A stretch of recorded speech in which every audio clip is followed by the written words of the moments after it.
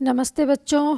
नए साल की आप सबको बहुत बहुत शुभकामनाएं। नया साल आपके जीवन के लिए सुख समृद्धि और बहुत सारी खुशियां लेकर आए, ये मेरी कामना है। दुआ करती हूँ ईश्वर से कि आप सब लोगों के लिए नया साल बहुत सारी खुशियां, बहुत सारी उम्मीदें, उमंगें लेकर आए आपके जीवन में। हम बात करते हैं अब अपने पढ़ाई की। तो आपके जो सिलेबस में कबीर, मीरा, तुलसी, ये सब मैंने आपको पढ़ा दिए हैं और उनके बारे में आपको जानकारी दी है।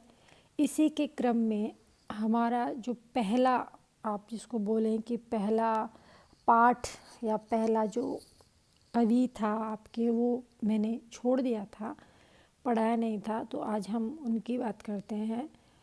वो ढोला मारूरा दूहा राजस्थान का एक प्रसिद्ध प्रेम काव्य है और प्रेम व्याख्यान है। और इस प्रेम व्याख्यान में निर्विवाद रूप से ये एक सरस लोक गाथा है, एक लोकप्रिय प्रेम व्याख्यान है। इसके काव्य रूप को लेकर भले ही साहित्य के क्षेत्र में मतभेद रहे हो, लेकिन लोक गाथा जैसी संज्ञा को लेकर किसी ने कोई आपत्ति नहीं की है। लोक गाथा की जो विशेषताएं होती है, वो सब विशेषताएं हमें ढोला मारू के दोहों में मिलती है। लोक गाथा का रचनाकार अज्ञात होता है, मतलब ढोला मारू के जो दोहे लिखे गए उसके लिए प्रमाणिक रूप से हम ये नहीं कह सकते कि किसने लिखे। ये लोक परंपराएं, लोक गाथाएं, लोक कहावतें, लोक रीतियाँ पीढ़ी दर पीढ़ी चलती आती है और ये मौखिक रूप से ही चलती आती है। धीरे धीरे फिर इनको कोई कलमबद्ध कर देता है, तो उसी के क्रम में ये ढोला मारू के दोहे हमें मिलते हैं। इस काव्य का जो कथानक है, वो कथानक भी पर्याप्त लंबा है और जहाँ तक संगीत और नृत्य के सहचार्य का प्रश्न है, वह भी इसमें हमें मिलता है।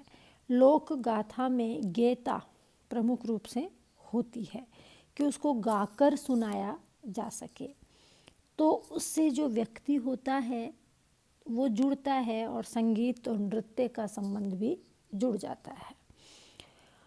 अब मूल रूप से हम ये कहें तो ढोला मारू राजस्थान हमारे ही राज्य का एक प्रेम व्याख्यान है और प्रेम काव्य है। तो इसकी कहानी ये मानी जाती है, ये कहा जाता है कि जो पुंगल में पिंगल राज्य और नरवर में नल राजा, ये दो राजा थे। तो जब पुंगल में अकाल पड़ा तो वहाँ के जो राजा थे वो नरवर की तरफ चले। तो नरवर के राजा नल जो थे, उन्होंने उनका सम्मान किया, उनको अपने पास रखा और वो वहाँ गए अकाल पड़ने के कारण। तो जो नरवर की तरफ जब वो गए तो उन्होंने देखा कि उनके बेटा है, एक राजकुमार है जिसका नाम साहले कुमार है वैसे लोग, लेकिन उसको ढोला कहा जाता है। तो तब ढोला की उम्र 3 साल थी और जो पिंगल के जो राजा थे, पुंगल के राजा जो पिंगल थे, उनकी जो बेटी थी मारवणी, उसकी उम्र 1.5 साल थी। तो पहले के ज़माने में हमारे यहाँ राजस्थान में विशेष रूप से बाल विवाह होते थे और वो बाल विवाह का ही इसमें उल्लेख है कि वो बाल विवाह उन दोनों का कर दिया गया। उसकी उम्र 3 साल थी और उसकी उम्र 1.5 साल थी। तो मारवाणी और ढोला का विवाह कर दिया गया। जब पोंगल देश की स्थिति ठीक हुई तो वो राजा और रानी लौट आए और मारवाणी को भी वो अपने साथ लेकर आए, क्योंकि वो छोटी थी, 1.5 साल की बच्ची थी, तो उसको ससुराल में कैसे छोड़ सकते थे। तो वो उसको अपने साथ लेकर वापस आ गए। समय के साथ बाल्यावस्था उसकी समाप्त हुई, बड़ी हुई मारवाणी। और उधर जो नल राजा थे, उन्होंने सोचा कि पुंगल हमसे बहुत दूर है, तो उन्होंने ढोला को अपने पहले विवाह की बात छुपा ली और उसका दूसरा विवाह मालवा के राजा की राजकुमारी जो थी मालवणी उसके साथ कर दिया। और मालवणी और ढोला दोनों प्रेम पूर्वक रहने लगे, क्योंकि ढोला को मालूम नहीं था कि उसका विवाह पहले हो चुका है। और उधर जो मालवणी थी वो युवती होने लगी, और उसको भी ये मालूम नहीं था कि उसकी शादी पहले हो चुकी है। लेकिन धीरे धीरे सखियों से उसे मालूम हुआ और उसको विवाहता होने का उसको ज्ञान कराया। तो तब उसको लगा कि मेरा जो प्रियतम है साहले कुमार ढोला, तो वहाँ तक उसने सूचना कैसे भिजवाई जाए। तो उसकी मारवणी की जो माँ थी उसको बताई गई उसकी स्थिति। या मैं आपको कहानी बता रही हूँ, पूरी कथानक ढोला मारू का। तो मारवणी की माँ ने वहाँ पे सूचना भिजवाई। तो जो उसकी दूसरी पत्नी थी मालवणी, वो सोतिया डहार की वजह से जो भी कोई देने आता था समाचार उसको वो मरवा डालती थी। तो कितने ही दूत भेजे, लेकिन सही समय पर जानकारी ढोला को मिल नहीं पाई। फिर एक समय पुंगल में से एक घोड़ों का सौदागर वहाँ गया, तो ढोला के दूसरे विवाह की उसने चर्चा की और ढोला को ये भी बताया कि मारवणी का संदेश तुम्हें ना मिले, इसलिए मारवणी उसको दूतों को मरवा देती है। इस तरह से ढोला को ये मालूम हुआ कि उसकी शादी मारवणी से हो रखी है। तो जब मारवणी की माता और पिता ने बैठकर ये तय किया कि ढाडियों को वहाँ पर भिजवाया जाए, जो गाकर उस पीड़ा को पहुँचाए ढोला तक, तो वो नरवर पहुँचे ढाडी, और ढाडियों ने मालवणी के पहरेदारों को प्रसन्न कर लिया। तो ढोला का जो महल था उसके नीचे उन्होंने अपने डेरे डाले और रात्रि में माड़ राग में मारवणी के संदेश को करुण स्वर में उसको सुनाया। सुबह ढोला ने उनको बुलाकर सारी कहानी उनसे जानी और ढोला ने ये को इनाम दिया। और ढोला ने तय किया कि वो मारवणी को लेने पुंगल जाएंगे।